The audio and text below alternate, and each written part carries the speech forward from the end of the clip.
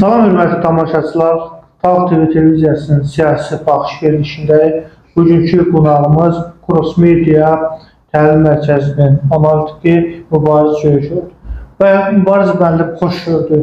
Bilirsiniz ki, Azərbaycan ilə İran arasında münasibətlər müəyyən qədər gah böhran vəziyyətinə gəlir, gah inkişaf edir və İran prezidenti böyük nümayəndə heyəti ilə Azərbaycana səfər edəcək, hətta 120 nəfər nümayəndə heyətdir. Bu böyük bir nümayəndə heyətdir və göründüyü kimi İran bu böyük nümayəndə heyətinin Azərbaycana gələn hədəfi nədir və bundan sonra İran Azərbaycana qarşı öz aqressiv ritorikasına əl çəkəcəkmi? Çünki biz gördük ki, İran kütləvi informasiya vasitələrində Azərbaycana qarşı bir informasiya savaşı var. Bunlar sonra veriləcək. Təşəkkür edirəm. Mən də salamlayıram bütün tamaşaçıları və sizə uğurlar arzulayıram və çox maraqlı və önəmli məsələlərə toxunursunuz. Hesab edirəm ki, İran prezidentinin və onunla bir yerdə Azərbaycana, Bakıya səfər edən böyük bir nümayəndə heyətinin bu addımını və səfərini ancaq təqdirlə qarşılayırlar. Əlbəttə, gərginlikdənsə, problemlərdənsə, terrordansa, təxribatdansa qarşılıqlı anlaşma, işbirliyi daha faydalıdır. Nəzərə alsaq ki, Azərbaycanla İran arasında böyük bir quru sərhəddi var.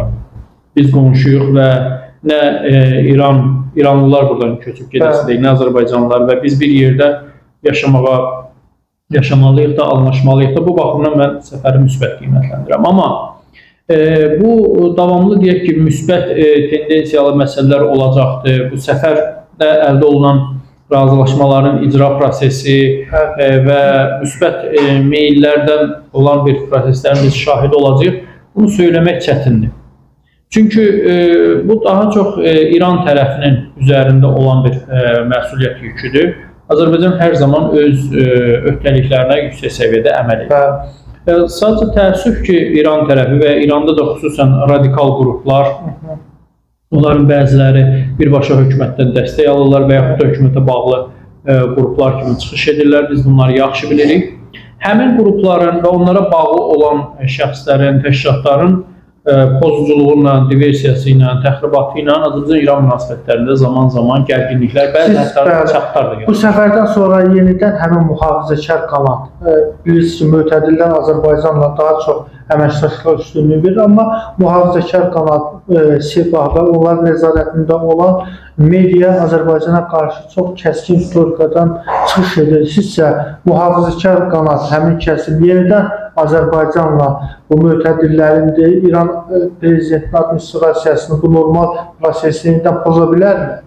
Ola bilər əlbəttə. Yəni, pozmayacaq deyə bir təminat yox. Heç kimsə buna təminat verə bilməz. Çünki biz bu cür səfərləri, hətta mən sizə deyim ki, bundan da isti münasibətlərin biz şahidi olmuşuq, yaşamışıq və daha sonra da ardınca gərgin notlara köklənən proseslər baş veribdir. Ən pik nöqtəsi də təbii ki, Azərbaycanın Tehrandakı səfirliyinə edilən hücumdur və digər bu kimi addımları biz müşahidə edirik. Bu baxımdan bu səfərdən sonra da ola bilər, buna olmayacaq deyə təminat yoxdur. Nəinki buna mən və ya siz təminat verə bilməzsiniz, nəinki buna Azərbaycan dövləti təminat verə bilməz. Heç bunu belə görürüm ki, İran dövləti də təminat verir. Çox maraqlıdır, oradakı maraqlı məqama toxundunuz. Azərbaycan səfirinə terrorçu hücum edən, onu cəzalandırmadan. İndi məlumat yayıblar ki, güya xəstədir. Xəstə bu günahkarlıqdan azad oluna bilərmi? Yəni, çox maraqlı bir proses var. Bilirsiniz, Azərbaycan prezidenti bununla bağlı məsələlərə münasibət bildirərkən mühürünü vurubdur demək olar ki. Və elə prezidentə istat gətirmək və istinad eləmək məncə yetərlidir. Həmin şəxsin ruhi xəstə olması ilə bağlı rəy verdilər. Amma həmin şəxs hadisədən dərhal sonra televiziyalarda müsahibə verirdi, açıqlamalar verdi. Yəni, bu necə ruhi xəstədir ki, bu hadisələr baş verir. Və dərhal bunu siz necə müəyyən etdiniz, bunun ruhi xəstə olması ilə bağlı, bu prosedur keçilməlidir və s. Yəni, belə bir-birinə zidd qərarlar falan bu məsələlər bizdə bir daha əminlik yaradıbdır ki, və başqa da orada çox sayılı məsələlər var. Bunlar dəfələrlə müzakirə olunub, Cənab Prezident münasibət bildirib, Azərbaycan qurumları, şəxsləri, bu geniş təhlil olunubdur. Bütün bu məsələləri təhlil edilməsi bunun qənaətə gəlsin ki, bunlar təsadüfən olan məsələlər deyil. Bunlar planlaşdırılmış bir məsələlərdir. Burada ya İran dövləti birbaşa iştirak edir, ya İran dövlətinin nümayəndələri bu və digər formada iştirak edirlər. Çünki bu başqa cür bunun məntiq və ağla sığmır. Və mən buna çox təəssüf edirəm. Hesab edirəm ki, bu yanlış bir addımdır. Mən İran prezidentinin davranışlarını müsbət qiymətləndirirəm. Düşünürəm ki, o bu gərginlikləri, bu gərgin məsələləri aradan qaldıra bilər, qaldırmalıdır. Zəngəzur məsələsinə də bağlı qaldıra bilər. Əlbəttə, yəni Zəngəzur dəhlizi olsun, Zəngəzur dəhlizinə paralel İrandan keçəcək bir yol, indi İranda onu Araz yolu adlandırırlar. Olsun, yəni fərq eləmir necə adlandırırlar. Yəni bu cür önəmli layihələrin həyata keçməsi lazımdır, bu işləri görmək lazımdır. Mən İran prezidentinin bu məsələdə səylərini təqdir edirəm.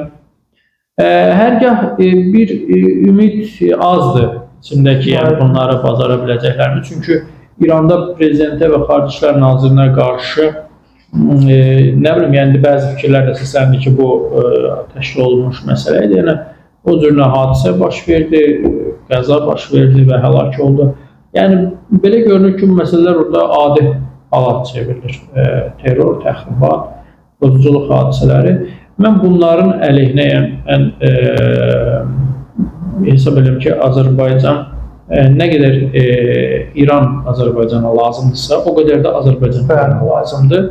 Və bizim canım qonşumuz nəzərə almalıdır ki, Azərbaycan yeganə ölkələrdəndir ki, öz ərazisindən İrana qarşı istifadə olunması üçün, yəni Amerikanın və bir başqalarının təkliflərinə qarşı duran dövlətdir. Yəni heç kimsəyə bu icazə verilmir və Prezident Qarabağ işğaldan azad olundu, Xudafərin Cəbrayıl azad olunanda səfər edərkən ilk səfərində dedi ki, mən buranı dostluq sərhəd adlandıran, qardaşlaşmış sərhəd adlandırır. Bunlar çox önəmli mesajlar idi. Bunların da canım qonşumuzun da, yəni həmin o radikal qüvvələrini də dərk edib reallığı düzgün qiymətləndirməsi lazım. Mübariz müəllim, Ermənistanda baş nazir verirsə artıq Konstitusiyanın Ermənistanın inkişafına, müstəqillik bəyannaməsində Ermənistanın inkişafına problem olduğunu vurguladı. Demək ki, Azərbaycan bu şərtini qəbul edir. Amma görürük ki, radikallar, xüsusilə keçmiş prezident Seyid Sarkisyan yenidən meydana çıxır və hakimiyyətə meydan oxuyur. 2026-cı ildə bu Paşinyan devriləcəyini qeyd edir, əsas plan olduğunu vurğulayır. Yəni də Qarabağ məsələsini ortaya atır. Paşinyan da deyir ki, Qarabağ hərəkatına artıq Ermənistanda yeri yoxdur. Sizcə, Seyid Sarkisyanı hansı ölkə, məsələn, bəzən onlar Rusiya ilə daha yaxın olublar, Rusiya dəstək verərmi? 2026-cı seçkilərdə yenidən Seyid Sarkisyana bir stavka qoysun, Rusiya sülh prosesini əngələsin, bu Paşinyana ciddi təzyiqlər etsin, Konstitusiyanın dəyişməsi prosesində referenduma bir əngəl yaratsın. Ola bilər, yəni nəzəri baxımından mümkündür. Sarkisyana da dəstək, Köçəryana da dəstək verməsi və yaxud onları birləşdirərək meydana çıxartması. Yəni bu cür cəhdlər və addımlar Rusiya tərəfindən ola bilər, amma bu məsələlərin Paşinyana, onun belə deyək də, seçkidəki o davranışlarına və onun o imkanlarına təsir edə biləcək gücü azdır. Məsələ o deyil ki, Paşinyan Sarkisyandan daha güclü siyasətçi və yaxud da ki, çox parlaq siyasətçidir. Məsələ ondan ibarətdir ki, Sarkisyanın təklif etdiyi məsələlər ermənilər üçün sonu görünməyən bir məsələ kimi görünür. Yəni, nə təklif edirlər? Radikal davranışlar, sonu nədir? Azərbaycanla müharibə və erməni xalqı, hesab edirəm ki, Azərbaycanla müharibənin, Azərbaycana qarşı durmağın nə olduğunu artıq yaxşı bilirlər. Və onlar 2020-ci ildə aldıqları dərsi, mən düşünürəm ki, nəinki 100 il, 100 illərlə də keçsə, unutmayacaqlar. Sarkisyan bunu təklif edir. Hətta mən sizə deyim ki, bir müddət əvvəl Keşiş Qalstanyanın da bir yürüyüşü olmuşdu Paşinyana qarşı. Paşinyan da buna bir növbəmdə icazə verdi. Onlar məğlub olacaq da görünür. Yəni, onlar Paşinyana məğlub olmadılar. Onlar əslində Azərbaycana məğlub oldular. Onlar İlham Əliyevə məğlub oldular. Çünki erməni xalqı görür ki, qarşısında dayanan güc kimdir, nədir, hansı gücdür və növbəti bir müharibə cəhdləri çox təəssüf ki, Paşinyan yerində hazırlıq görür. Bu çox böyük bir fəlakət apara bilər. Sarkisyan da ancaq bu məsələləri təklif edir, başqa heç bir şey təklif eləmir. Ona görə də onun Paşinyanı məğlub edə biləcəyi çətin görünür. Düzdür, Paşinyanın reytinqi əvvəlki illərə baxanda zəifliyibdir. Bu da onun qeyri-stabil siyasətçi olmasından irəli gəlir. Yəni baxırsınız Azərbaycanla bağlı da sülh sazişi ilə bağlı da hər dəfə bir fikir səsləndirir. Eyni şəkildə də ölkəni idarə etməsidir. Daxili auditoriyanın qurduğu ünsiyyətdir. Sosial siyasət edin, təhsildir, yəqin ki biz məsələlər deyil də geosiyasət və siyasi məsələlərine baxır və orada da uğursuz çalışmaları onu xalqın arasında nüfuzdan salır, amma o qədər deyil ki, Sarkisyan və digərləri qalib gəlib nəticə əldə edə bilirsinlər. Bu günləri bu görünür. Aydındır. Bilirsiniz, Azərbaycan-Ermənistan məsələsi, sülh müqaviləsi təkcə bu ölkələrin siyasi iradəsindən asılı olan bir geopolitik bir məsələnin də tərkib hissəsidir və Rusiya da buna da maraqlıdır. Amerika Birləşmiş Ştatları da regionda marağı var və ABŞ-la Rusiya Ukrayna məsələsi ilə bağlı Londonda görüş keçirəcəklər və orada atəşkəsin əldə olmaması, yəni bu proseslər birbaşa regionumuza da təsiri var. Sizə bu Londonda növbəti görüş keçiriləcək və Rusiyanın da şərti bundan ibarətdir ki, 5 Ukrayna regionu Rusiyanın ərazi bütövlüyü kimi tanınsın. Sizcə Donald Trump buna gedəcəkmi? Əgər bununla bağlı Zelenskiyə ciddi təzyiqlər edəcəkmi? Atəşkəs naminə növbəti sülh müqaviləsi istiqamətində Zelenski 5 regionu Rusiyanın ərazi bütövlüyü tanısın. Yəni, London görüşlərində atəşkəs əldə olunması mümkündür. Ağır şərtlərdir, amma Ukrayna üçün başqa seçim və çıxış yolu yoxdur. Yəni, Rusiyanın ərazisi kimi Ukraynanın tanıması, hətta deyim ki, Trump'ın da tanıması inandırıcı deyil. Yəni, rəsmən belə bir çıxış etmək bu çox böyük bir amma nümayəndəsi Trumpov dedi ki, 5 region məsələsində biz danışıqlar aparırıq. Yəni, müxtəlif formalar var. Yəni, formalar düşünə bilər. Nəticə amma siz deyən kimi olacaq. Yəni, o ərazilər Rusiyanın işğalında qalacaq. Çünki Rusiya tutduğu ərazilərdən çıxmaq üçün tutmayıb ki, bu qədər müddət müharibə gedir. Rusiya iqtisadiyyatına, hərbisinə, insan resurslarına bu qədər zərbə dəyib. Yəni, bunları bugün tutum sabah qaytarım deyən məsələsinə görə müharibə getmirdik. Bunları tutum və saxlayayım deyə gedirdi. Ona görə də bu Rusiyanın nəzarətindən çıxmayacaqdır, qalacaqdır. Yəni, buna indi müxtəlif adlar, müxtəlif formalar verəcəklər, orada bəziyib düzələcəklər məsələ. Amma nəticə budur ki, Ukrayna xalqı çətin bir situasiyaya gəlib çıxıblar. Onun torpaqlarının bir hissəsini Rusiya işğal edib, digər hissəsində təbii sərvətlər qismində Amerika işğal eləmək mərhələsindədir və böyük güclər arasında Ukrayna bölüşdürülür. Buna rəsmiləşdirilməsi qalıb bu məsələlərin.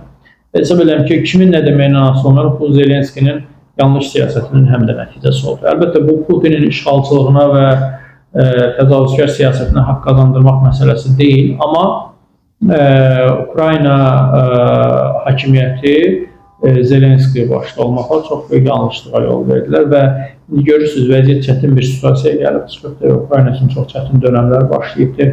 Amerika ona ən böyük dəstək verən Amerika idi. Amerika şərtlərlə danışır. Yəni, bütün təbii sərvətlərini mənə ver və mən sənə indiyə qədər ödədiyim məsələləri borc hesab edəcəm, bu borc qaytarmalısan və Ukrayna bugünlər müharibədədir.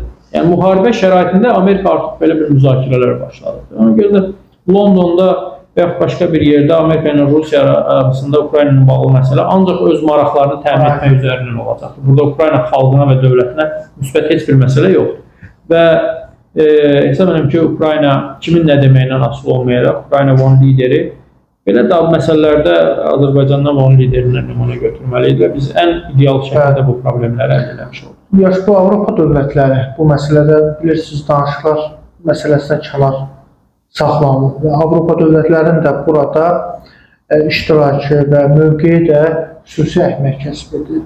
Yəni Rusiya, Ukrayna məsələn razılaşdılar məsələn, amma burada Avropa dövlətləri də mövqeyi nəzərə alınmayacaq səviyyəsində deyil. Əlbəttə, yəni Avropa dövlətləri burada Britaniya, Fransa, Almaniya Ukraynaya dəstəyin davam etdirilməsindən yanadırlar, tərəfdar çıxırlar, bu cür çıxış edirlər. Amma onların dəstəyi də müharibədə, münaqişədə, zəfər xəttində əsaslı bir dəyişikliyə gətirib çıxartmır. Mən sizə deyim ki, Amerikada, Vaşinqtonda Zelenskinin Trumpla uğursuz görüşündən sonra Kurskda Ukrayna ordusu geri çəkilir. Məsələn, mən şəxsən düşünürəm ki, burada Amerikanın dəstəyinin azalması rol oynayır. Amma Belqradda da hücum elədi. Bəli. Hücum elədi, amma Kurskdakı qədər uğurlu biz nəticələri mən şəxsən görə bilmirəm. Ola bilər sabah olsun. Amma bir də qeyd edildi ki, dedi biz Ukraynanın rəsmisi, kəşfiyyat rəsmisi dedi ki, biz Belqradda aparılan əməliyyatların intensivliyi barədə informasiya vermirik və bunu gizli saxlayır. Çox maraqlıdır. Maraqlı məqamdır, yəni o da özlüyündə maraqlıdır. İstənilən halda mən hesab edirəm ki, Avropa ölkələrinin dəstəyi Amerikanın dəstəyi deyil. Amerikanın dəstəyi çox böyük idi. Müharibədə Ukraynanın lehinə çox məsələləri təsir edirdi. Düzdür, Ukrayna üçün çətin situasiyada qarşısında Rusiya kimi nəhəng dövlətdir. Yəni hər bir dövlətdə, yəni Rusiyanın o müharibədə qalib gəlmək şansları çox az olur, hələ Ukraynadan gedirsə söhbət. Amma Amerikanın dəstəyinin nə idi kəsilməyi, hətta zəifləməyi belə Ukrayna üçün fəlakətdir. Və Vaşinqtondakı uğursuz görüşdən sonra Britaniya rəhbərliyi ilə Avropa liderləri yığıldılar. Qərarlar qəbul edildilər və nə oldu sonunda? Yəni bu gedişatı hansı situasiyada Ukraynanın xeyrinə dəyişdi? Yəni hansı biz nəticələri görə bilirik? Bilirsiniz, Məhəmməd bəy, biz də o müharibəni yaşamış dövlətiyik. Müharibə çox ağır bir məsələdir. İndi məsələn, burada Bakıda normal şəraitdə, Vaşinqtonda, Londonda oturub Ukrayna xalqına və o dövlətinə ura patriotizm şüarları səsləndirmək çox asandır. Amma nəticədə insanlar ölür, evlər dağılır. Yəni Ukrayna xarabazara çevrilir və əhali potensialı kişi cinsindən olan insanların məhv olması sürətlə gedir. Bunlar sonra necə bərpa olunacaq bu məsələlər? Amma məsələn, maraqlı odur ki, müharibə necə dayanmalıdır? Son sualımdır. Bu ancaq indiki hər kəs olduğu yerdə qüvvələrini saxlayır. Dayanmalıdır, yəni başqa çarəsi yox. Əldə olunmalıdır. Buna Azərbaycan prezidenti də çox gözəl ifadə elədi. Siyasətin qrosmeysteridir, məsələn, Öləmin Əməliyev qeyd elədi ki, Rusiya bu torpaqları tutubdur. Ukraynada bununla razılaşır. Və hər kəsə deyir ki, anlaşma əldə etməlisən. Bu şəraitdə anlaşma necə əldə oluna bilər? Məncə deyir, əldə oluna bilməz. Əgər əldə oluna bilərsə, o zaman mən siyasətdən heç anlamam. Yəni bu çox gözəl ifadə edir. Bu situasiya nə Ukrayna razılaşır qarşı tərəflə, nə qarşı tərəf onunla razılaşır. Amma mən hesab edirəm ki, bu situasiyada, bu durumda müharibəni dayandırmaq lazımdır. Bundan o tərəfəsi həqiqətən Ukrayna dövləti və xalqı üçün çox faciəvi nəticələrə gətirib çıxardır. Zaten də onu yaşayırlar. Aydın, təşəkkür edirəm. Çox sağ olun. Bariz müəllim. Bugünkü qonağımız Cross Media Təlim Mərkəzinin analitiki Mübariz Görüşlüdür. Çox sağ olun. Sağ olun.